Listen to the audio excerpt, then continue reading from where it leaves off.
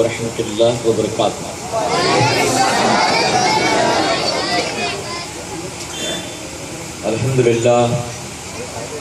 الحمدللہ رب العالمین والعاقبۃ للمتقین والصلاة والسلام علی سید الانبیاء والمرسلین اما بعد اعوذ باللہ من الشیطان الرجیم بسم اللہ الرحمن الرحیم اهدنا الصراط المستقیم صراط الذین انعمت علیہم غیر المغضوب علیہم ولا الضالین آمین۔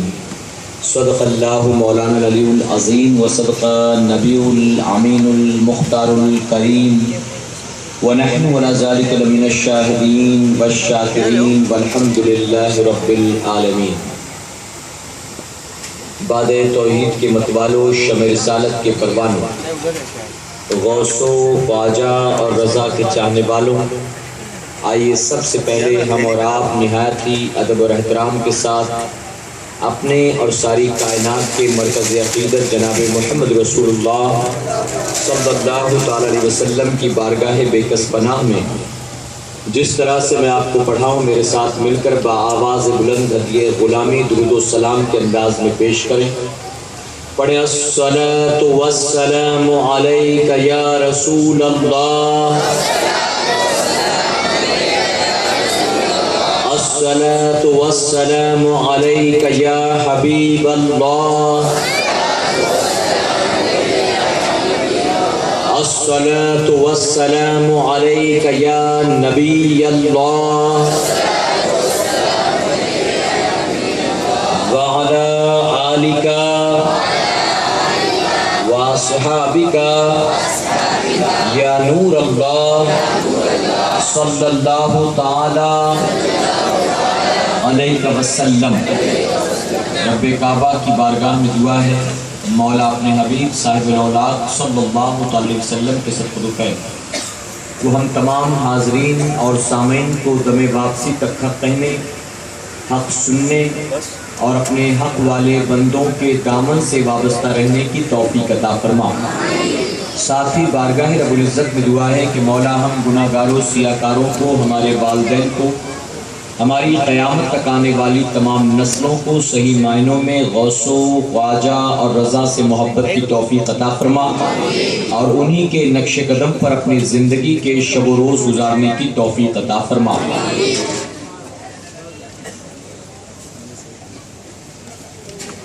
وہ معزز تھے زمانے میں مسلمان ہو کر، وہ معزز تھے زمانے میں مسلمان ہو کر، اور ہم خاک ہوئے تاریخ قرآن ہو کر۔ ہمیں کرنا ہے شہنشاہ بطحا کی رضا جوئی، ہمیں کرنا ہے شہنشاہ بطحا کی رضا جوئی، وہ اپنے ہو گئے تو رحمت پروردگار اپنی۔ اور کہیں پہ محفل ہے میں کشوں کی، کہیں پہ محفل ہے دل جنوں کی، کہیں پہ محفل ہے میں کشوں کی، کہیں پہ محفل ہے دل جنوں کی۔ ہم ہیں کتنے خوش نصیب دیکھو نبی کی محفل سجا رہے ہیں۔ میرے پیارے آقا علیہ الصلوۃ والتسلیم کے پیارے دیوانوں، آج کی رات عیسائیوں کے اعتبار سے یا دنیاوی اعتبار سے نئے سال کی تشریف آوری سے پہلے آخری رات ہے، اور اس رات کو پوری دنیا میں دھوم دھام کے ساتھ منایا جاتا ہے۔ ہر آدمی اپنے شعور کے مطابق، اپنی حیثیت کے مطابق، اپنی طاقت اور اپنی پہنچ کے مطابق آج کی رات نئے سال کی آمد کی خوشیاں مناتا ہے۔ میرے پیارے آقا علیہ الصلوۃ والتسلیم کے پیارے دیوانوں، جب آج کی شب نئے سال کی آمد کی خوشی منانے کے لیے دنیا گناہوں، برائیوں اور اللہ کی نافرمانیوں کے اڈوں کی طرف جا رہی ہوگی، ایسے میں قابل مبارکباد ہے کرلا قریش نگر کی سرزمین پر بسنے والے وہ جیالے اور وہ نوجوان کہ جن کو رب تبارک تعالیٰ نے اپنے ذکر کی محفل سجانے کی توفیق عطا فرمائی، کہ اس ذکر کی محفل کی بنیاد ممکن ہے کہ ہمارا کوئی ایک بھائی آج کی رات گناہوں کے اڈے پر جانے سے محفوظ ہو گیا ہوگا، اور میں پوری ذمہ داری کے ساتھ کہوں گا، ممبر رسول پر موجود ہوں، اگر پچھلے سال کسی نوجوان نے 31 دسمبر کی رات کسی گناہ اور کسی برائی کے اڈے پر گزارا تھا، اور آج 31 دسمبر کی رات وہ کسی گناہ کسی برائی کے اڈے پر نہ جا کر اللہ کے ذکر کی محفل میں آیا ہوگا، تو یقیناً اس کا گناہ سے بچ کر اس محفل کی طرف آنا قیامت کے دن ہم تمام کی نجات کا ذریعہ بن جائے گا۔ اور میرے پیارے آقا کے پیارے دیوانوں، آج کی شب اگر ایک نوجوان گناہ اور برائی کی طرف نہ جا کر اس محفل کی طرف آ گیا، تو یہ یقین جاننا کہ رب تبارک تعالیٰ نے ہمارے ان نوجوانوں، ہمارے ان بچوں کی محنت کو قبول فرما لیا۔ میرے پیارے آقا علیہ الصلوۃ والتسلیم کے پیارے دیوانوں، آپ جانتے ہیں کہ ہر دن، ہر لمحہ، ہر گھڑی اللہ ہی نے پیدا فرمایا۔ اللہ رب العزت نے یقیناً کسی مہینے کو باقی مہینوں پر فضیلت دی، اللہ نے کسی دن کو باقی دنوں پر فضیلت دی، اللہ نے کسی رات کو باقی تمام راتوں پر فضیلت عطا فرمائی، لیکن اللہ رب العزت نے کسی دن، کسی مہینے یا کسی رات کو نحوست والا یا منحوس بنا کر پیدا نہیں کیا۔ یقیناً رب تبارک تعالیٰ نے رمضان المبارک کو، رمضان شریف کو سارے مہینوں میں سب سے افضل بنایا۔ اللہ نے جمعہ کے دن کو تمام دنوں میں سب سے افضل بنایا۔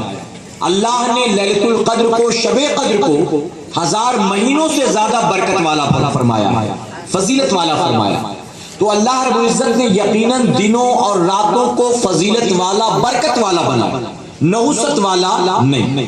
میرے پیارے آقا کے پیارے دیوانوں، لیکن میں اکثر یہ کہتا ہوں 31 دسمبر کی رات وہ رات ہے کہ جس رات کو اگر کہیں تو غلط نہیں ہوگا کہ سال بھر میں جتنی راتیں ہوتی ہیں یہ ان تمام راتوں میں سب سے بدترین رات ہے۔ اور بدترین اس لیے نہیں کہ اللہ نے اس کو بدترین بنایا، بلکہ بدترین اس لیے کہ انسان اپنی بدعمالیوں کے سبب اسے بدترین بناتا ہے، انسان اپنی برائیوں کے سبب۔ میرے پیارے آقا کے پیارے دیوانوں، آج کی شب شاید ہی کوئی ایسا گناہ ہوگا جو روئے زمین پر نہ کیا جاتا، بتائیے ہے کہ شاید ہی کوئی ایسا گناہ۔ نئے سال کی آمد کی خوشی کو منانے کے لیے دنیا لاکھوں روپے خرچ کرتی ہے زنا کے اڈوں پر، شراب کے اڈوں پر، جوؤں کے اڈوں پر۔ میرے پیارے آقا کے پیارے دیوانوں، ہر انسان اپنی حیثیت کے مطابق پہلے سے پلان کرتا ہے، ہمیں اس ڈسکو میں جانا ہے، ہمیں اس پب میں جانا ہے، ہمیں اس آرکیسٹرا کو سننا ہے، اس محفل میں، اس ہوٹل میں فلاں ہیرو آنے والا ہے، فلاں ہیروئن آنے والی ہے، ہم کو وہاں جانا ہے۔ یہ تو صرف اور صرف ہندوستان کی حد تک بات ہو گئی۔ وہ جن کو اللہ نے دولت سے نوازا ہے وہ ہندوستان میں نیا سال نہیں مناتے ہیں، بلکہ وہ کہتے ہیں نئے سال کے سیلیبریشن کے لیے چلو ہم سنگاپور چلتے ہیں، چلو ہم دبئی چلتے ہیں، چلو ہم سوئٹزرلینڈ چلتے ہیں، ہم چلو ہندوستان کو چھوڑ کر کسی باہری ملک میں جاتے ہیں تاکہ نئے سال کا سورج ہم کسی اور ملک میں جا کر دیکھیں۔ میرے پیارے آقا کے پیارے دیوانوں، آج کی رات پوری دنیا اربوں خربوں روپے زنا کے بازار میں خرچ کر دیتی ہے۔ آج کی رات پوری دنیا لاکھوں اربوں روپے شراب کے اڈوں پر خرچ کر دیتی ہے۔ آج کی رات پوری دنیا اربوں روپے جوئے کے اڈے پر خرچ کر دیتی ہے۔ آج اربوں روپے کی پٹاخے بازیاں کی جاتی ہیں۔ اگر کہوں تو غلط نہیں ہوگا، یہ رات وہ رات ہے کہ جس رات کئی بچیاں ایسی ہوں گی جن کو پہلی مرتبہ زنا کے بازار میں لے جایا جاتا ہوگا، جن کا پہلی بار اس رات بلاత్కాر کیا جاتا ہوگا، جن کی آبرو کو لوٹا جاتا ہوگا۔ یہ وہ پہلی رات ہے جس رات بہت سارے نوجوان ایسے ہوں گے جو پہلی بار شراب کے قطروں کو حلق کے نیچے اتارتے ہوں گے، ہیروئن کا استعمال کرتے ہوں گے، ڈرگس کا استعمال کرتے ہوں گے، نشاور دوائیوں کے انجیکشن لگاتے ہوں گے۔ میرے پیارے آقا علیہ الصلوۃ والتسلیم کے پیارے دیوانوں، آج جب پوری دنیا گناہوں اور برائیوں کے اڈوں کو ڈھونڈ رہی ہے، ایسے میں ہم کتنے خوش نصیب لوگ ہیں، اللہ نے ہمیں ان گناہوں برائیوں سے بچایا ہے اور اپنے ذکر کی محفل میں آنے کی توفیق عطا فرمائی ہے۔ اپنے ذکر کی محفل میں اللہ نے ہم کو آنے کی توفیق عطا کر دی۔ میرے پیارے آقا علیہ الصلوۃ والتسلیم کے پیارے دیوانوں، میں نے جس آیت کریمہ کی تلاوت کا شرف حاصل کیا، رب تبارک تعالیٰ فرماتا ہے اہدنا الصراط المستقیم۔ آپ جانتے ہیں یہ بڑی مشہور سورہ فاتحہ، سورہ فاتحہ کے تقریباً 20 نام، اس کی بڑی مشہور آیت، اگر کہوں تو غلط نہیں ہوگا شاید ہی کوئی ایسا مسلمان ہوگا جس کو سورہ فاتحہ یاد نہ ہو، بوڑھا ہو، بچہ ہو، جوان ہو، دولت مند ہو، غریب ہو، کمزور ہو، صحت مند ہو، ہر کسی کو تقریباً سورہ فاتحہ یاد ہے۔ اور صرف یاد نہیں بلکہ یہ آیتیں جو میں نے پڑھی وہ اپنی نمازوں میں ان آیتوں کو ضرور پڑھتا، اور شاید سورہ فاتحہ ہی وہ سورہ ہے جو دنیا میں سب سے زیادہ پڑھی جاتی ہے۔ آپ اگر جمعہ بھی پڑھتے ہوں گے تو صرف جمعہ کی نماز میں بھی ہر رکعت میں سورہ فاتحہ ضرور پڑھتے۔ وہ 4 رکعت نماز فرض جس میں 2 رکعت آخر کی خالی ہوتی ہے، اس میں بھی سورہ فاتحہ پڑھا جاتا، نوافل میں بھی، سنتوں میں بھی، واجب میں بھی۔ میرے پیارے آقا علیہ الصلوۃ والتسلیم کے پیروانوں، یہ آیت کریمہ، اے اللہ ہمیں سیدھے راستے پر چلا، ان کا راستہ جن پر تیرا انعام ہوا، نہ کہ گمراہوں کا راستہ، نہ کہ لعنت والوں کا راستہ، نہ کہ تیرے نافرمانوں کا راستہ۔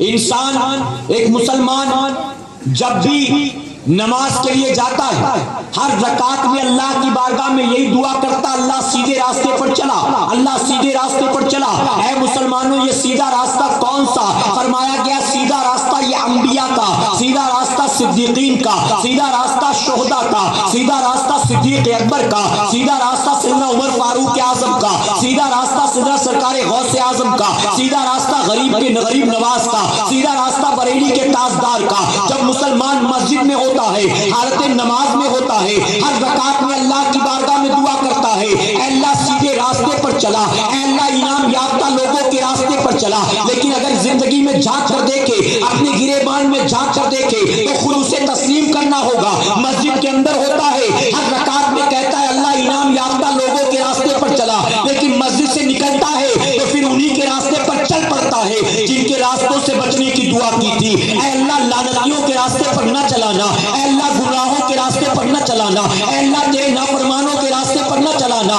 مسجد میں تھا تو دعا کرتا تھا، اے اللہ غوث اعظم کے راستے پر چلا، اے اللہ غریب نواز کے راستے پر چلا۔ لیکن مسجد سے باہر نکلا، اب مسلمانوں کے راستے پر نہیں ہے، اب عیسائیوں کے راستے پر ہے، اب نمرودیوں کے راستے پر ہے، اب یہودیوں کے راستے پر ہے، اب بت پرستوں کے راستے پر ہے۔ اے مسلمانوں، میں پوچھنا چاہتا ہوں، جب دعا کرتے ہو اللہ کی بارگاہ میں اللہ سیدھے راستے پر چلا، تیرے نافرمانوں غداروں باغیوں کے راستے پر نہیں، تو مسجد سے نکلنے کے بعد پھر اسی راستے کے مسافر کیوں؟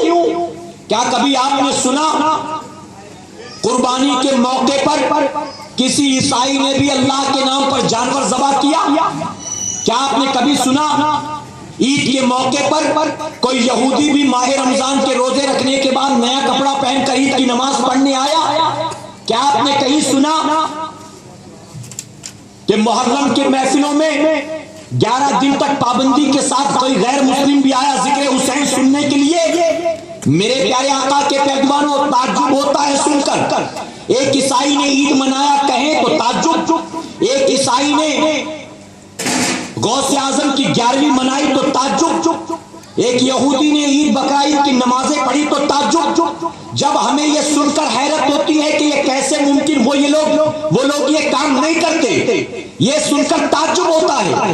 لیکن اگر کہیں ایک مسلمان نے ڈانڈیا کھیلا، تعجب نہیں ہوتا۔ ایک مسلمان نے دیوالی منائی، ایک مسلمان نے پٹاخے بازی کی، ایک مسلمان نے 31 دسمبر سیلیبریٹ کیا، ایک مسلمان نے غیر مسلم لڑکی سے راکھی بندھوائی، تعجب نہیں ہوتا۔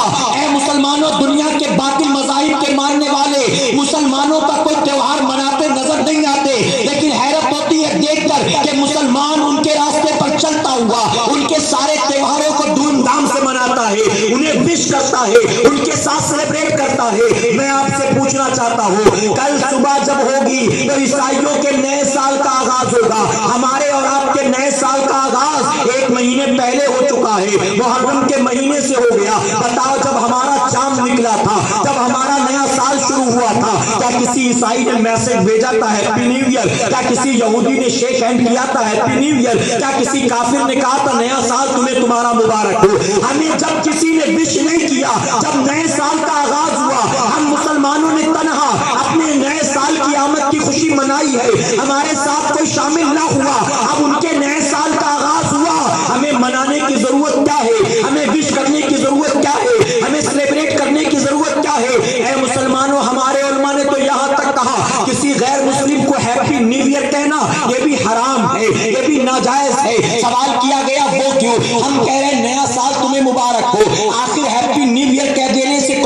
گناہ ہوتا ہے تو جواب ملا کیونکہ وہ غیر مسلم ہے تو غیر مسلم کو کوئی دعا نہیں دینی چاہیے سوائے ہدایت کے. اس کے لیے سب سے بڑی دعا جو ہے وہ ہدایت کی دعا ہے. اس کے لیے جب دعا کرو تو ہدایت کی دعا کرو. اس سے یہ نہ کہو کہ نیا سال تجھے مبارک ہو, نئے سال میں اللہ تجھے برکت عطا فرمائے. اس سے یہ نہ کہو گڈ مارننگ, یعنی تیری صبح شب ہو جائے, تیری شام شب ہو جائے. اے مسلمانوں, اگر وہ پریشان ہو کہے دعا کرو پریشانی دور ہو جائے, بے روزگار ہو کہے دعا کرو بے روزگاری دور ہو جائے. ہماری شریعت نے اجازت نہیں دی. ہماری شریعت نے کہا ہم غیروں کے لیے سوائے ہدایت کے, سوائے ایمان کی دولت کے اور کسی دعا کی اجازت نہیں دیتے ہیں. اگر ان کو دعا دو تو صرف ہدایت کی, علاوہ اس کے کوئی دعا نہیں دے سکتے. اس لیے فرمایا گیا ہیپی نیو ایئر وش کرنا بھی ان کو حرام ہے. اے مسلمانوں, میں پوچھنا چاہتا ہوں آج کون ہم میں آپ میں کون ہے جو اس سے اپنے آپ کو بچاتا نظر آتا ہے؟ آج ہماری اور آپ کی زندگی کا حال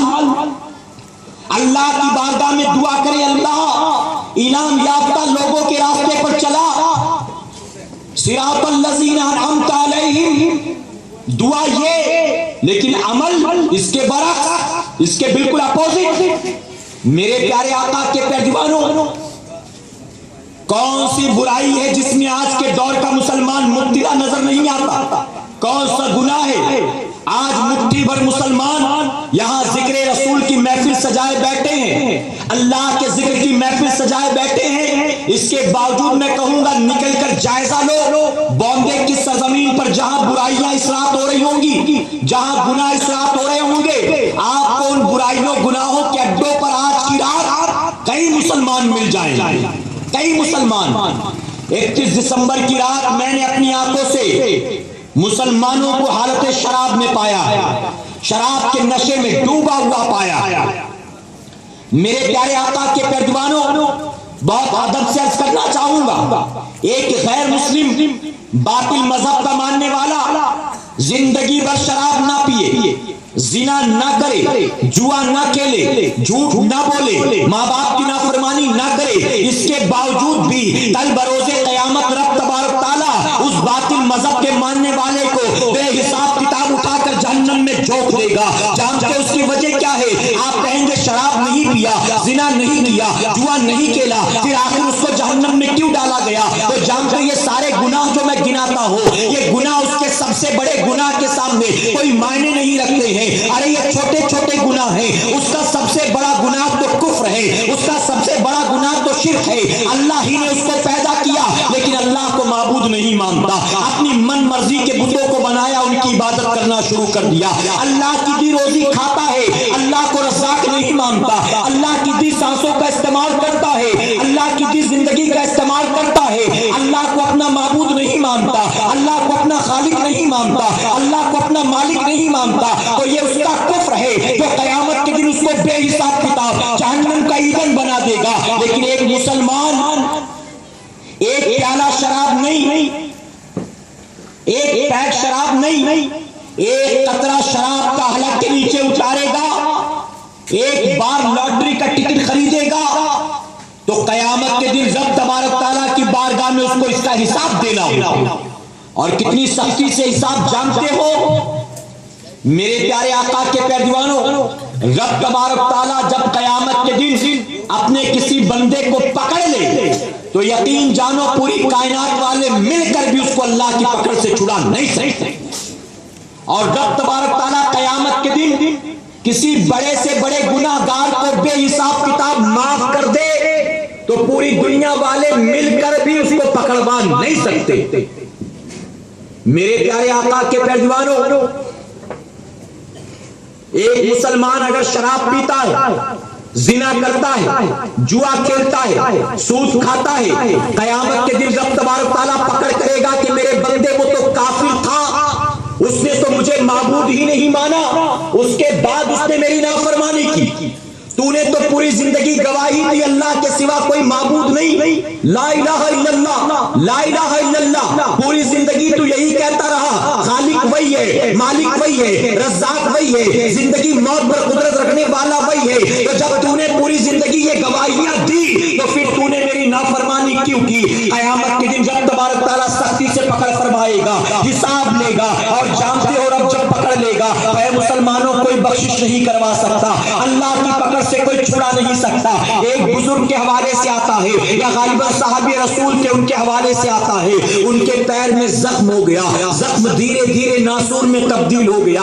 ڈاکٹرز نے دیکھا، چیک کیا، چیک کرنے کے بعد کہا اس زخم کا علاج ایک ہی ہے، آپ کے پیر کو جسم سے جدا کرنا پڑے گا۔ اگر ہم نے پیر کو کاٹ کر جسم سے جدا نہ کر دیا تو یہ دھیرے دھیرے زہر پورے جسم میں پھیل جائے گا اور ایک دن موت کے شکار ہو جاؤ گے۔ یہ معمولی سا زخم آپ کی موت نظریہ بن جائے گا۔ انہوں نے کہا ٹھیک ہے، میں آپریشن کے لیے تیار ہوں، اپنا پیر کٹوانے کے لیے تیار ہوں۔ ڈاکٹر صاحب آج کا ترقی یافتہ دور نہیں تھا، انجیکشن لگا کر پیر کو سن کر دیتے، کوئی گیس سنا کر انہیں بے ہوش کر دیتے، نہیں بلکہ ہوش و حواس کا معاملہ تھا۔ وہ بیٹھے ہوئے ہیں، آرا لے کر ڈاکٹر آتے ہیں، دونوں طرف کھڑے ہو جاتے ہیں۔ ڈاکٹرز نے کہا آپریشن شروع ہونے والا ہے، آپ سے ہم کہتے ہیں آپ تھوڑی شراب پی لیجئے۔ انہوں نے کہا آپریشن سے شراب کا کیا لینا دینا؟ ڈاکٹرز کہنے لگے، اس دور کے طبیب کہنے لگے ہوش و حواس میں پیر کاٹیں گے تکلیف برداشت نہ کر سکو گے، آپ شراب پی لو، نشہ چڑھ جائے گا، اس نشے کی حالت میں پیر کاٹ دیں گے، آپ کو درد نہ ہوگا، تکلیف محسوس نہ ہوگی۔ انہوں نے کہا کہ پیر اسی طرح ہوش و حواس میں کاٹ دو، میں ہرگز شراب نہیں پی سکتا ہوں۔ ڈاکٹرز نے کہا دوا کے طور پر، علاج کے طور پر، جان بچانے کے طور پر پی لو۔ اے مسلمانوں جانتے انہوں نے کیا جواب دیا؟ انہوں نے جواب دیا ہے طبیبوں تم میرے پیر کو کاٹو، اگر تکلیف اور درد کی بنیاد میری جان جاتی ہے تو میں اس تکلیف کی بنیاد مرنا تو گوارا کر سکتا ہوں، لیکن میرے نبی نے جس چیز کو حرام قرار دے دیا ہے میں اس کو اپنے ہونٹوں سے لگانا گوارا نہیں کر سکتا ہوں۔ یہاں تک کہ ڈاکٹرز نے بڑا سمجھایا، وہ نہیں مانے۔ اب آپریشن شروع کیا جاتا ہے، دونوں طرف سے آرا چلایا جاتا ہے، اللہ اکبر، جیسے جیسے اوپر کی کھال کٹتی رہی تکلیف بڑھتی رہی، اب آرا کھال کو کاٹنے کے بعد گوشت تک پہنچتا ہے اور درد بڑھتا چلا گیا، اب تکلیف کی شدت جو ہے بڑھتی گئی، تاب نہ لا سکے، پسینہ بہنے لگا، شوگر لیول لو ہو گیا، بے ہوش ہو کر زمین پر گر گئے۔ اب جب گشی جاری ہو گئی، ڈاکٹر نے کہا تیزی سے آرا چلاؤ، ہڈیاں کاٹ دو، نسیں کاٹ دو، اس سے پہلے کہ ہوش آ جائے کام تمام کر دو۔ اب تیزی سے آرا چلایا جاتا ہے، یہاں تک کہ پیر کو کاٹ کر جسم سے جدا کر دیا گیا۔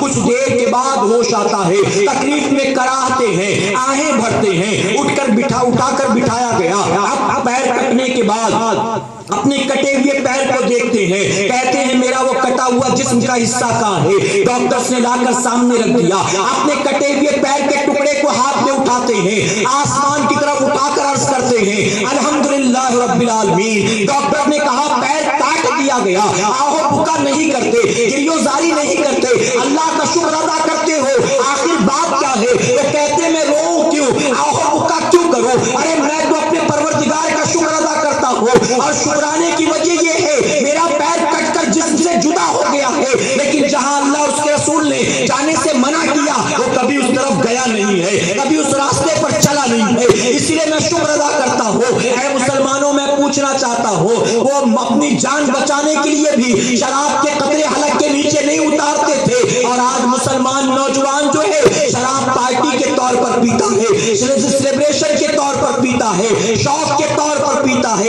کوئی غم بلانے کے لیے پی رہا ہے، کوئی خوشیاں منانے کے لیے پی رہا ہے۔ اے مسلمانوں میں عرض کرنا چاہتا ہوں، آپ اگر کالج میں پڑھتے ہو، آپ اگر کسی یونیورسٹی میں پڑھتے ہو، آپ ڈرگس کا استعمال کرتے ہو، آپ شراب کا استعمال کرتے ہو، آپ یہ سمجھتے ہو کہ میری والدہ کو کیا پتا میں پارٹی میں گیا تھا تو میں نے شراب بھی پیا، میرے باپ کو کیا پتا میں دوست کے وہاں گیا تھا تو میں نے ڈرگس کا استعمال بھی کیا، آپ یہ سمجھتے ہو میرے ماں باپ کو نہیں معلوم، میرے خاندان والوں کو نہیں معلوم۔ اے مسلمانوں یقین جانو قیامت کے دن ماں باپ کو جواب نہیں دینا ہے، جس مولا کی نگاہوں سے کبھی چھپ نہیں سکتے ہو اسی پروردگار کو قیامت کے دن جواب دینا ہے۔ اللہ شراب کے قطروں کا حساب لے گا، رب تبارک تعالیٰ تم سے زندگی کے ایک ایک لمحات کا حساب لے گا۔ 31 دسمبر کی رات وہ نوجوان جو اس وقت کسی گناہ کے اڈے پر ہوگا، جو اس وقت کسی برائی کے اڈے پر ہوگا، آپ سوچیں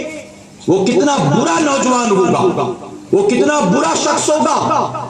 میرے آقا جو راتوں کو اٹھ کر ہم گناہگاروں کے لیے رویا کرتے تھے، کیا آپ نے اس امتی کو شراب پیتا دیکھ کر میرے نبی کے دل کو تکلیف نہیں ہو رہی ہوگی؟ میرے آقا کو تکلیف نہیں پہنچ رہی ہوگی؟ میرے پیارے آقا کے پیارے دیوانوں، اپنے دلوں میں گناہوں کے لیے نفرت پیدا کرو، برائیوں کے لیے نفرت پیدا کرو۔ یہ رات کا اندھیرا، یہ رات کی تنہائی، یہ راتیں اللہ کی نعمت ہے۔ اللہ نے یہ رات کیوں پیدا کیا؟ اس کے پیدا کرنے کا مقصد کیا؟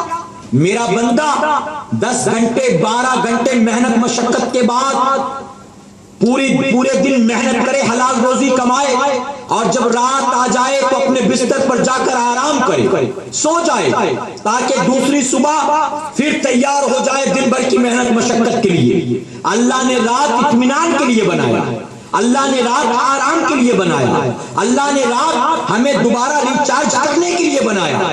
لیکن انسان راتوں کا استعمال کیسے کرتا ہے ذرا دیکھو۔ مختلف طرح سے لوگ راتوں کا استعمال کرتے۔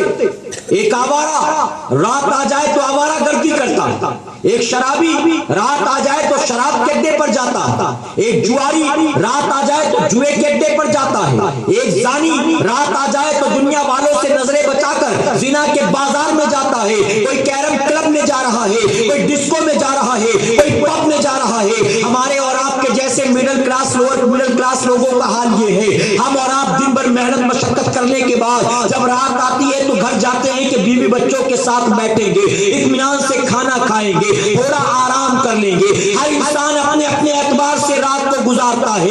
اے مسلمانوں، دنیا کے عام انسانوں کا معاملہ یہ، یا تو آرام کرتے ہیں یا تو گناہوں برائیوں میں مبتلا ہوتے ہیں، رات بھر اللہ کی نافرمانی کر کے اپنے مولا کو ناراض کرتے ہیں۔ لیکن اگر اللہ کے ولیوں کی زندگی کا جائزہ لو، انبیاء کی زندگی کا جائزہ لو، صحابہ کی زندگی کا جائزہ لو، آپ کو پتا چلے گا جیسے ہم اور آپ راتوں کا انتظار کرتے ہیں، ویسے ہی اللہ کے محبوبین بھی راتوں کا انتظار کرتے تھے۔ ہم رات کا انتظار کرتے، رات آئے تو آرام کرو، رات آئے تو گناہوں برائیوں کے اڈے پر جاؤ۔ لیکن اللہ کے ولیوں کا حال یہ ہوتا، وہ رات کا انتظار کرتے تھے، رات آئے سناٹا چھا جائے، جب پوری دنیا والے اطمینان سے سو جائیں، میں مصلی بچھا کر پوری رات اپنے مولا کو راضی کرنے میں لگ جاؤ، اپنے پروردگار کی رضا حاصل کرنے میں لگ جاؤ۔ اے مسلمانوں، کیا ہم نے آپ نے اپنے آقا کی مبارک راتوں کا جائزہ نہیں لیا؟ میرے آقا کی راتوں کا حال کیا تھا؟ ہماری مقدس ماں عائشہ صدیقہ رضی اللہ عنہا خود فرماتی، میرے آقا کوئی رات حالت قیام میں گزارتے، کوئی رات حالت رکوع میں گزارتے، کوئی رات حالت سجدہ میں گزار دیتے۔ صدیق اکبر کی راتیں دیکھو، صدیق اکبر کا بھی حال یہی تھا، اپنے آقا کے نقش قدم پر چلتے ہوئے کبھی سجدے میں چلے گئے، پوری رات اللہ کا ذکر، سبحان ربی الاعلیٰ، سبحان ربی الاعلیٰ، سبحان ربی الاعلیٰ، ایسی لذتوں میں کھوئے کہ سجدے سے سر اٹھانا تھا ابو بکر بھول گئے، پوری رات سجدے میں گزر گئی۔ کبھی حالت قیام میں قرآن کی تلاوت کر رہے ہیں، قرآن کی تلاوت میں اتنا مزہ آیا کہ پوری رات حالت قیام میں قرآن کی تلاوت کرتے رہے۔ سیدنا عمر فاروق اعظم کا بھی یہی حال ہے، عثمان غنی کا بھی یہی حال ہے، مولا علی کی راتوں کا بھی یہی حال ہے، حضرت فاطمہ کی راتوں کا بھی یہی حال ہے۔ اے مسلمانوں، آؤ امام اعظم ابو حنیفہ کی راتوں کا جائزہ لو۔ ہم نے آپ نے اپنے امام کے حوالے سے سنا ہوگا، فرمایا گیا امام اعظم ابو حنیفہ ایک رات میں 500 رکعت نماز نفل ادا فرمایا کرتے تھے۔ پھر فرمایا گیا ایک رات میں 1000 رکعت نفل نمازیں پڑھتے تھے۔ آپ 2 رکعت نماز میں کھڑے ہوتے، پورا قرآن شریف ختم فرمایا کرتے تھے۔ امام اعظم ابو حنیفہ کی راتیں ہو، حضور غوث اعظم کی راتیں ہو، میرے غریب نواز کی راتیں ہو، ان کی راتوں کا جائزہ لو۔ ان کے ساروں کی زندگی کے حوالے سے آتا ہے، ان تینوں کی راتوں کے حوالے سے آتا ہے، ان تینوں نے 40 سال تک عشاء کے وضو سے نماز فجر کو ادا فرمایا ہے۔ اے مسلمانوں، ان اللہ والوں کی راتیں دیکھو، ہماری اپنی راتوں کا جائزہ لو۔ جانتے حضرت رابعہ بصریہ رحمۃ اللہ تعالی علیہ ایک دولت مند کی کنیزہ تھی، خادمہ تھی۔ جب اس دولت مند نے آپ کو بازار میں خریدا تو آپ نے یہ شرط رکھی تھی، میری 2 شرطیں ہیں۔ کہا کیا؟ آپ نے فرمایا میں ایک کمرہ چاہتی ہوں جہاں رات تنہائی میں گزار سکوں۔ اس نے کہا منظور۔ آپ نے فرمایا دوسری شرط، دن بھر میں تیری ساری خدمت کروں گی لیکن رات کو میں تیری خدمت نہیں کر سکتا، رات کو مجھے تو آزاد کر دینا۔ اس نے کہا یہ بھی منظور۔ فرمایا گیا دولت مند آپ کو بازار سے خرید کے گھر لایا، گھر کے اندر ایک کمرہ تھا جسے گوڈاؤن کہتے، ٹوٹا پھوٹا فرنیچر جہاں رکھا جاتا تھا، اس نے اشارہ کیا یہ کمرہ رابعہ تیرے حوالے کرتا ہوں، آج سے یہی رہنا، تیرا سامان یہی رکھ دے، یہی راتیں گزارنا، یہی سونا اٹھنا بیٹھنا۔ آپ نے جگہ بنا لی صاف ستھرا کر کے، وہاں اپنا سامان وغیرہ بستر وغیرہ رکھ دیا۔ فرمایا گیا دن بھر اس دولت مند کی خدمت کرتی اور رات آتی تو اپنے کمرے میں جا کر دروازہ بند کر لیتی، پھر صبح ہوتی تو خدمت میں حاضر ہو جاتی۔ ایک رات اچانک اس دولت مند کی آنکھ کھلی، اس کی نظر پڑی تو دیکھتا ہے حیران، رابعہ بصریہ جس کمرے میں رہتی تھی، جہاں گھر کا ٹوٹا پھوٹا سامان رکھا جاتا تھا، اس کمرے سے اس نے دیکھا نور کی کرنیں پھوٹ رہی، نور کی شعاعیں۔ حیرت ہوئی کہ اس کمرے میں تو چراغ بھی نہیں، اس کمرے میں تو کوئی لائٹ اور روشنی کا انتظام نہیں، آخر یہ اجالا کہاں سے، یہ نور کیسا؟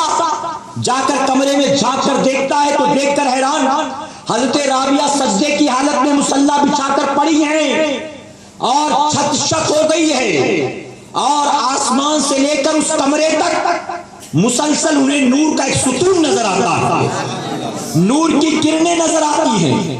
رابعہ سجدے میں رو رہی ہے اور رو رو کر اللہ کی بارگاہ میں عرض کر رہی، مولا تو نے مجھے ایک آدمی کے ماتحت رکھا ہے، تو نے مجھے ایک دولت مند کی خادمہ بنا دیا، یہی وجہ کہ میں تیرا دن بھر ذکر نہیں کر پاتی، رات ملتی ہے تو تیرا ذکر کرتی ہوں۔ اے اللہ اگر تو مجھے آزاد کر دیتا، دن کی بھی آزادی ہوتی، راتوں کی بھی آزادی ہوتی، تو میں وعدہ کرتی ہوں جیسے راتیں عبادت میں گزرتی ہیں ایسے دن بھی عبادت میں گزرا کرتا۔ اللہ کی بارگاہ میں یہی رو رو کر دعائیں کر رہی تھی، یہاں تک فرمایا گیا کہ مالک مکان گیا، جا کر اپنے بستر پر سو گیا، صبح اٹھتا ہے، حضرت رابعہ کو بلاتا ہے اور بلانے کے بعد ہاتھ جوڑ کر معافیاں مانگتا ہے، اے رابعہ مجھے نہیں پتا تھا تیرا اللہ کے نزدیک کتنا بلند و بالا مرتبہ ہے، اے رابعہ تو نے مجھے گنہگار بنا دیا، تو مجھے معاف کر دے، جا آج کے بعد میں تجھے آزاد کرتا ہوں اور میں تجھے آزاد کر کے اجازت دیتا ہوں، جیسے تیری راتیں اللہ کی عبادت میں گزرتی ہے اب ایسے ہی تو اپنا دن بھی اللہ کی عبادت میں گزار دینا۔ اس نے کہا رابعہ کل تک تو میری خادمہ تھی، میں تیرا مالک، میں نے تجھے آزاد کیا اور میں یہ گواہی دیتا ہوں آج کے بعد تو میری مالکہ ہے، میں تیرا خادم، میں تیرا غلام۔ اے مسلمانوں یہ ان لوگوں کا حال جن کے پاس کچھ نہیں تھا، غریب تھے، فاتح کش تھے، بازاروں میں لا کر بیچا جاتا تھا، وہ بھی راتوں کو اللہ کی عبادت میں گزارا کرتے تھے۔ ہمارا آپ کا حال کیا ہے؟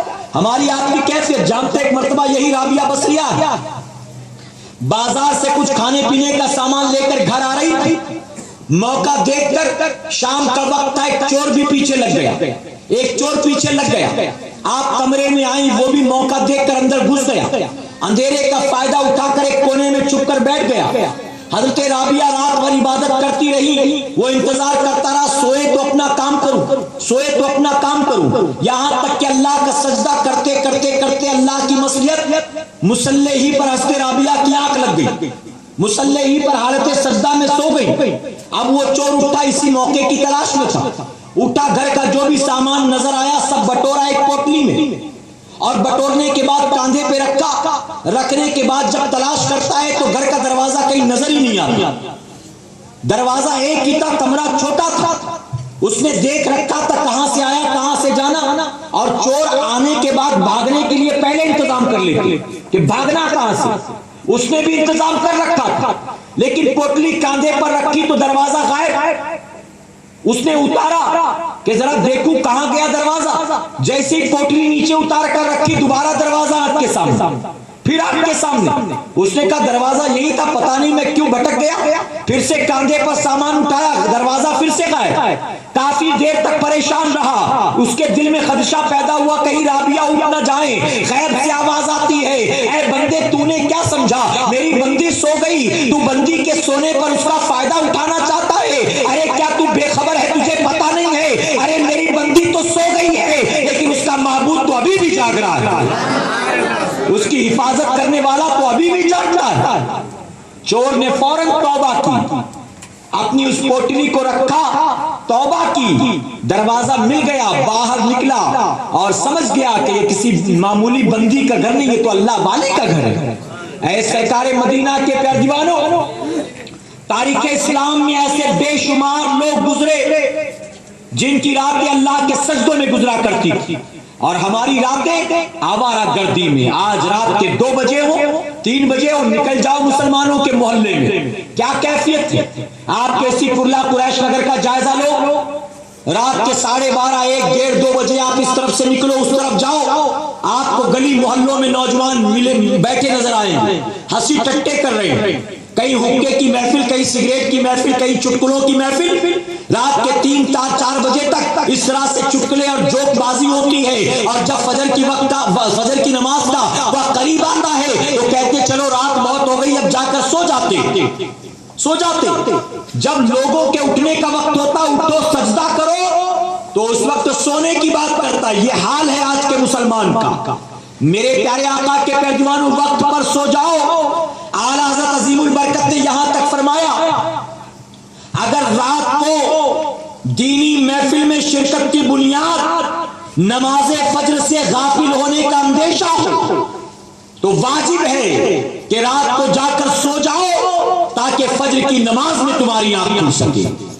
تو آپ نے تو منع کیا کہ فجر کی نماز قضا ہونے کا ڈر ہو تو دینی محفل میں بھی نہ جا سو جا تاکہ فجر میں تو اٹھ سکے۔ یہاں دینی محفل میں کیا، رات ہنسی ٹھٹوں کی محفل میں گزرتی ہے، رات فلمیں دیکھنے میں گزرتی ہے، اور فجر کی نماز میں وہ اٹھے جس کو نماز میں اٹھنے کی فکر ہو۔ میرے پیارے آقا کے پیارے دیوانوں، آخری بات عرض کروں گا، بہت توجہ سے سنیے گا۔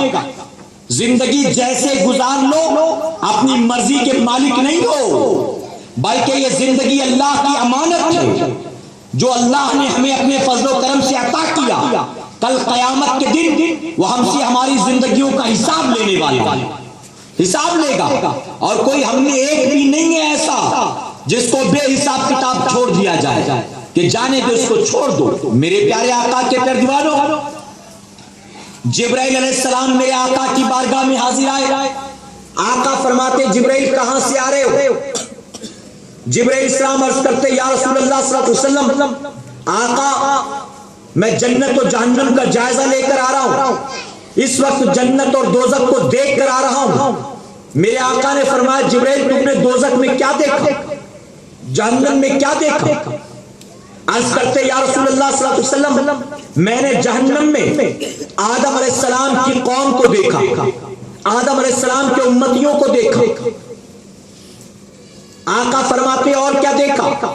عرض کرتے آقا میں نے جہنم میں ابراہیم علیہ السلام کے امتیوں کو دیکھا، اسماعیل علیہ السلام کے امتیوں کو دیکھا، میں نے جہنم میں ایوب علیہ السلام کے امتیوں کو دیکھا، یعقوب علیہ السلام کے امتیوں کو دیکھا، موسیٰ علیہ السلام کے امتیوں کو دیکھا، عیسیٰ علیہ السلام کے امتیوں کو دیکھا۔ اور یہ کہنے کے بعد جبرائیل علیہ السلام خاموش ہو گئے۔ آقا نے فرمایا جبرائیل اور آگے بتاؤ، اور تم نے کیا دیکھا؟ جبرائیل خاموش ہیں۔ آقا فرماتے جبرائیل اور کیوں نہیں بتاتے، بتاؤ تم نے اور اس کے آگے کیا دیکھا؟ جبرائیل نے عیسیٰ علیہ السلام کے امتیوں کا نام لیا، اس کے بعد خاموش ہیں۔ آقا فرماتے جبرائیل بتاؤ کیا تم نے جہنم میں میرے امتیوں کو بھی دیکھا ہے؟ جبرائیل جواب نہیں دیتے۔ آقا فرماتے جبرائیل جواب کیوں نہیں دیتے؟ جب تمام انبیاء کی امت کو تم نے جہنم میں دیکھا ہے، بتاؤ کیا تم نے میری امت کو بھی جہنم میں دیکھا ہے؟ جبرائیل خاموش، جواب نہیں دیتے۔ آقا فرماتے جبرائیل تمہیں حکم دیتا ہوں جواب دو، کیا تم نے میری امتیوں کو بھی جہنم میں جلتا پایا ہے؟ جبرائیل اسلام کے سر جھک گیا، آنکھیں جھکا کر عرض کرتے یا رسول اللہ صلی اللہ علیہ وسلم، اے آقا میں نے آپ کے امتیوں کو بھی جہنم میں جلتا ہوا دیکھا ہے۔ اللہ اکبر، وہ امت کے غمخوار آقا جو رات رات بھر امت کے لیے روتے تھے، جیسے ہی آپ نے یہ سنا کہ جبرائیل نے میرے امتیوں کو بھی جہنم میں جلتا ہوا دیکھا، فوراً آقا محفل سے اٹھ جاتے ہیں، ایک راستے کی طرف میرے آقا نکل پڑے۔ حضرت صدیق اکبر پریشان، آقا کہاں جا رہے؟ عمر فاروق اعظم حیران، آقا کہاں جا رہے؟ آقا ایک انجان راستے کی طرف چل پڑے۔ صحابہ کرام نے سوچا آقا شاید نماز کے وقت واپس آئیں گے، ظہر کی نماز کا وقت آیا آقا نہ آئے، عصر کی نماز کا وقت آیا آقا نہ آئے، مغرب کی نماز کا وقت آیا چلا گیا آقا نہ آئے، ایک دن ہو گیا آقا نہیں آتے، 2 دن ہو گیا آقا نہیں آتے، 3 دن ہو گیا آقا نہیں آتے۔ اب صحابہ پریشان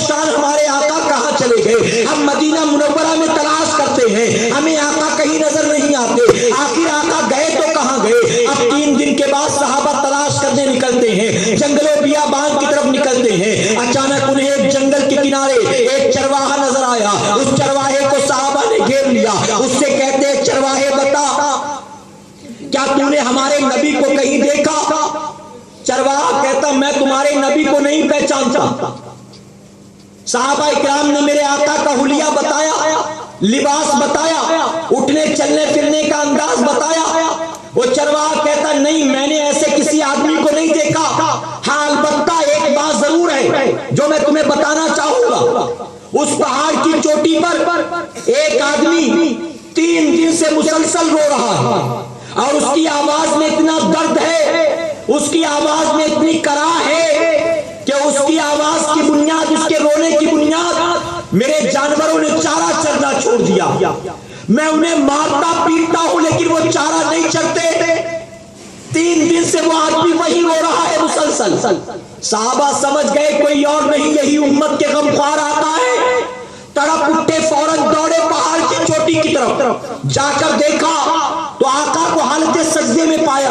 آقا کی آنکھوں سے آنسو بہ رہے تھے اور زبان پر ایک ہی کلمہ تھا، رب حبلی امتی، رب حبلی امتی، اے اللہ میری امت کو میرے حوالے کر دے، اے اللہ میری امت کو میرے حوالے کر دے۔ اے اللہ اگر تو نے میرے امتیوں کو جہنم میں ڈال دیا، وہ کمزور ہیں، وہ ناتواں ہیں، یہ تیرا عدل و انصاف ہوگا۔ اے اللہ مجھے تیرا عدل و انصاف نہیں چاہیے، تجھے تیری شان کریمی کا واسطہ ہے، تجھے تیری شان رحیمی کا واسطہ ہے۔ اے اللہ تو میرے امتیوں کو معاف کر دے، میرے امتیوں کو معاف کر دے۔ آقا صحابہ اکرام دیکھتے ہیں آقا روتے جاتے ہیں اور جانتے آنسوؤں کے بہنے کا حال یہ تھا کہ بریلی کے تاجدار پکار اٹھے، اللہ کیا جہنم اب بھی نہ سرد ہوگا، اللہ کیا جہنم اب بھی نہ سرد ہوگا۔ رو رو کے مصطفیٰ نے دریا بہا دیے ہیں، رو رو کے مصطفیٰ نے دریا بہا دیے ہیں۔ اے مسلمانوں میں پوچھنا چاہتا ہوں میرا وہ نبی ہم گناہگاروں کو جہنم سے بچانے کے لیے 3 دن اور 3 رات حالت سجدہ میں مسلسل سر رکھ کر روتا نظر آئے اور ہم رات بھر پیر پسارے سوئے، فجر کی نماز کا خیال نہیں، رات ڈسکو میں گزرے، رات کیرم کلب میں گزرے، رات کسی بیچ پر گزرے، رات کسی پکنک سپاٹ پر گزرے، رات کسی سیر و تفریح کے مقام پر گزرے، رات ڈرگس اور ہیروئن کے استعمال میں گزرے۔ جس کو جہنم سے بچانے کے لیے نبی رات رات بھر روئے، اس کو خود اپنے آپ کو جہنم سے بچانے کی پرواہ نہیں۔ میرے آقا فرماتے تم جہنم میں کودنا چاہتے ہو اور میں تمہاری کمر پکڑ پکڑ کر تمہیں نکالنا چاہتا ہوں، میں تمہیں بچانا چاہتا ہوں اور تم ہو کہ کودنا چاہتے ہو جہنم میں۔ بتاؤ غلط تو نہیں ہے؟ یہی حال ہے کہ نہیں؟ یہی پوزیشن ہے کہ نہیں؟ صبح سے لے کر شام تک کتنا کام ہے جنت میں جانے والا، کتنا کام ہے اللہ کی رضا والا۔ صحابہ اکرام آقا کو دیکھ کر رونے لگے، صدیق اکبر بھی رو رہے، عمر فاروق اعظم بھی رو رہے۔ آقا کی بارگاہ میں عرض کرتے آقا سر اٹھا لو، اللہ یقیناً آپ کی دعا قبول کرے گا، اللہ آپ کے امتیوں کو جہنم میں نہیں داخل کرے گا۔ آقا سر نہیں اٹھاتے۔ طے کیا گیا حسنین کریمین کو لاؤ، صحابہ گئے امام حسن حسین کو لے کر آئے، آقا کے ننھے ننھے نواسوں کو لے کر آئے۔ نواسوں نے اپنے نانا کی کیفیت دیکھی، وہ بھی رونے لگے۔ رو رو کر امام علی مقام عرض کرتے، حسنین کریمین عرض کرتے نانا جان دیکھیے ابو بکر بھی رو رہے ہیں، عمر بھی رو رہے ہیں، عثمان غنی بھی رو رہے ہیں، نانا سر اٹھا لو، نانا دیکھو آپ کے نواسے بھی رو رہے ہیں۔ آقا سر سجدے سے نہیں اٹھاتے۔ آخر کار حضرت فاطمہ الزہرا رضی اللہ تعالیٰ عنہ کو بلایا گیا۔ حضرت فاطمہ پردے کی حالت میں آتی ہیں، اپنے نبی کو روتا دیکھا، اپنے بیٹوں کو روتا دیکھا، صحابہ اکرام کو روتا دیکھا۔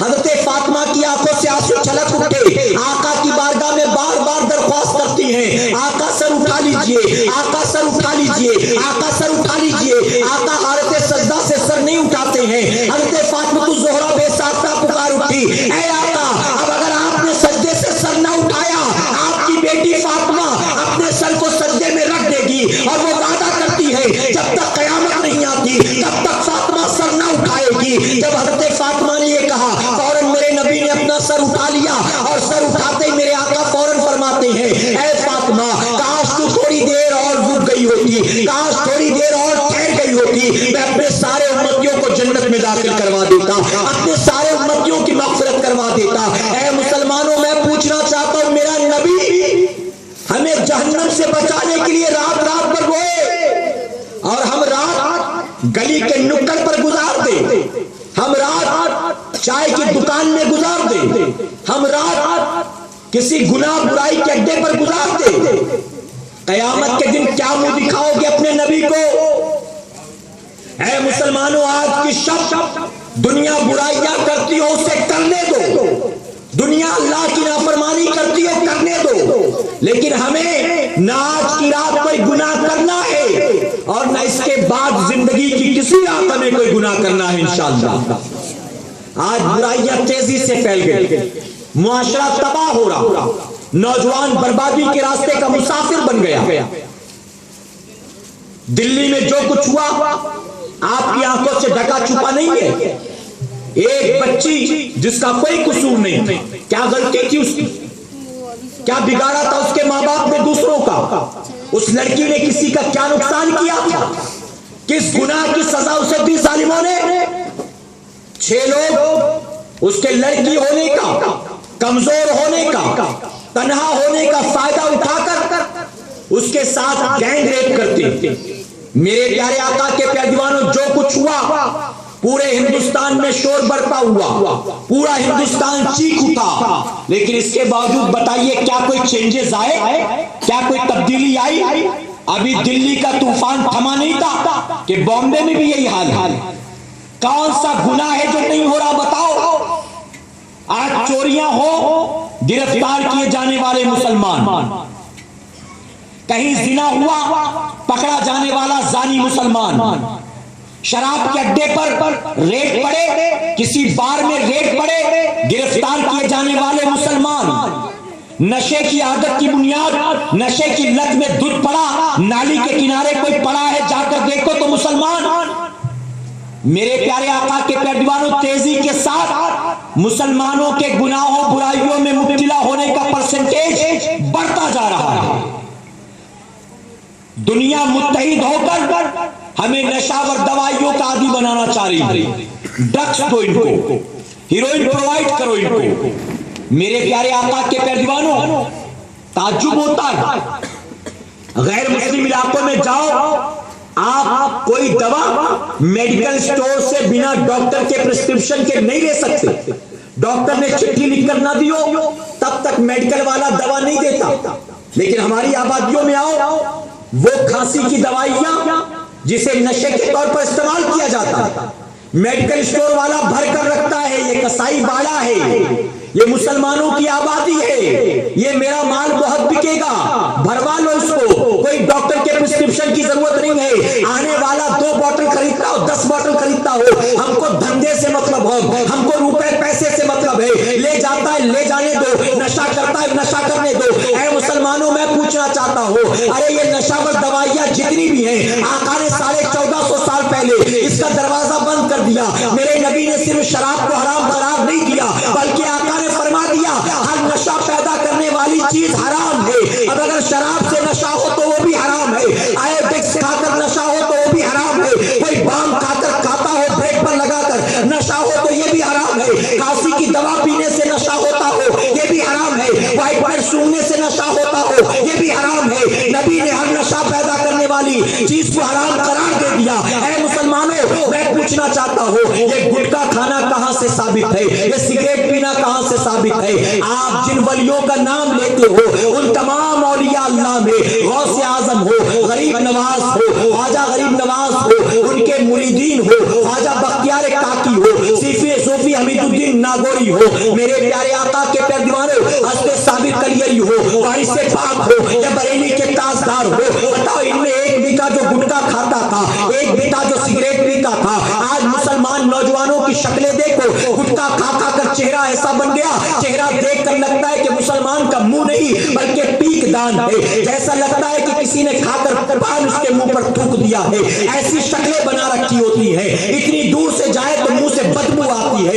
اے مسلمانوں پلٹ آؤ، دھیرے دھیرے انسان انسان ان برائیوں میں مبتلا ہوتا، اس کے بعد بڑی بڑی نشاور دوائیوں میں مبتلا ہوتا، اللہ اپنے حبیب کے نالین کے صدقہ و فعل ہمیں اور آپ کو ان تمام نشاور دوائیوں سے اور ان برائیوں سے، گندی راتوں سے اور گندی باتوں سے بچنے کی توفیق عطا فرمائے۔ میرے پیارے آقا کے پیروانوں، یہ چند معروضات تھے اپنے شعور کے مطابق جو میں نے آپ کے گوش گزار کیے۔ بہت ساری باتیں ہیں جو عام طور پر اس طرح کھلے ہوئے میدان میں کہنا نامناسب ہے۔ میرے پیارے آقا کے پیروانوں، اس لیے اپنی گفتگو کو یہی جو ہے ختم کرتا ہوں، اس نیت کے ساتھ ہم نے جو کچھ سیکھا سنا اس پر عمل کریں گے انشاءاللہ۔ آج کی رات جیسے اس ذکر کی محفل میں آئے گناہ کی طرف نہیں گئے، ایسے کوئی رات گناہ اور برائی کے راستے پر نہیں گزرے گی کہ انشاءاللہ۔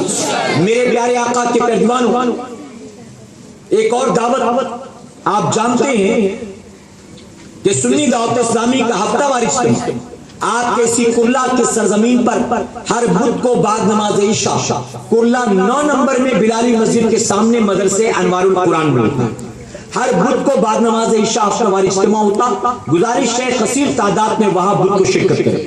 ساتھ ہی خواتین کے لیے ہفتہ واری اجتماع ہر بدھ کو گلستان بلڈنگ کمپاؤنڈ میں ہوتا، بعد نماز ظہر تاثر 3 بجے سے لے کر 5 بجے۔ گزارش ہے عورتوں کو وہاں بھیجیں۔ اسی کے ساتھ ہر سنیچر کو سنی دعوت اسلامی کے عالمی مرکز اسماعیل ابن مسجد پر سنی دعوت اسلامی کا ہفتہ واری اجتماع ہوتا ہے۔ گزارش ہے سنیچر کو مرکز اسماعیل ابن مسجد پر بھی آپ کثیر تعداد میں آئیں۔ آخری دعوت، آخری اعلان، اہم اعلان، انشاءاللہ آپ کے کرلا کی سرزمین پر آپ جانتے یہ ماہ سفر ہے اور اس مہینے کو نسبت ہے ہمارے آپ کے ایمان و عقیدے کے محافظ، اس صدی کے مجدد اعظم بریلی کے تاجدار امام احمد رضا خان فاضل بریلوی رضی اللہ عنہ کو، اور انگریزی کے اعتبار سے 8 تاریخ جو ہے یہ 25ویں شب ہے، یہ اعلیٰ حضرت عظیم البرکت کے عرس کی تاریخ ہے۔ بہت سارے خوش نصیب بریلی کی سرزمین پر پہنچیں گے، اعلیٰ حضرت کا عرس ان کے روضہ انور پر منائیں گے، لیکن ہم اور آپ جو وہاں نہیں پہنچ سکتے ہیں، ہم اپنے کرلا کے علاقے میں انشاءاللہ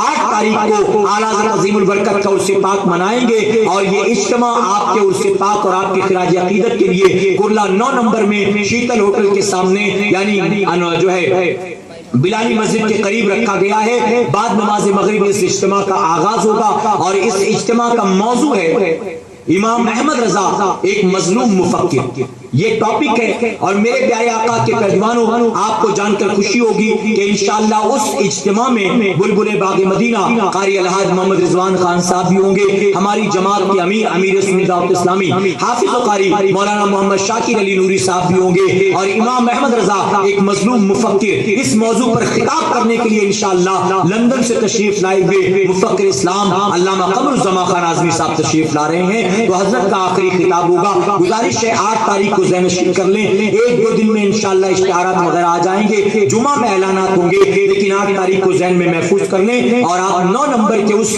عظیم و شان اجتماع میں ضرور آئیں گے انشاءاللہ۔ میرے پیارے آقا کے پیروانوں، ساتھیوں کا حکم ہے کہ مختصر ذکر اور دعا بھی کی جائے، حالانکہ وقت بہت ہو گیا۔